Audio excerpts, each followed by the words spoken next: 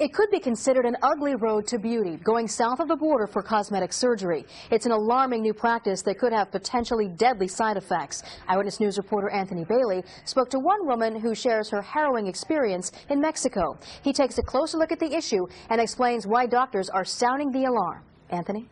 Well, Lisa, in today's nip and tuck world, it seems more and more people are looking for quick and easy makeovers. For most, though, it's a costly fantasy that's way out of reach.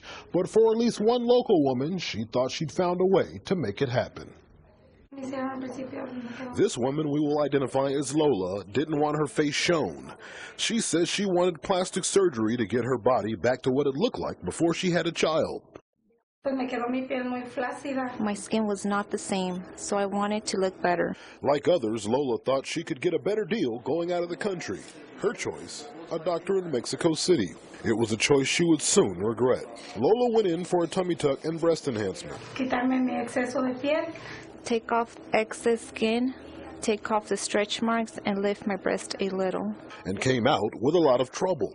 Days after the surgery, she still had open wounds, a problem that prevented her from coming home to Bakersfield. The first time, they didn't let me fly.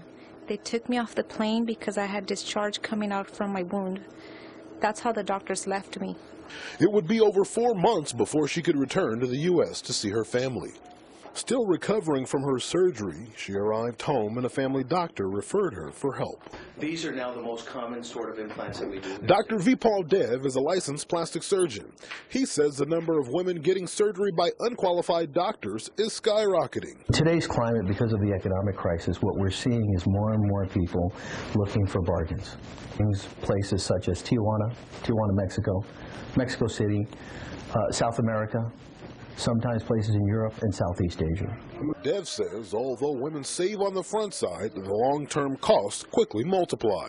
A cosmetic procedure now becomes a relatively complex reconstructive procedure. For me. The next morning, we were given access to Lola's surgery. And we're going to start by once again confirming our markings. In surgery, Dr. Dev faced challenges of not knowing what type of implants Lola had and an abnormal amount of scar tissue, which could carry bacteria. We're going to send that for pathologic review and analysis to make sure that there's nothing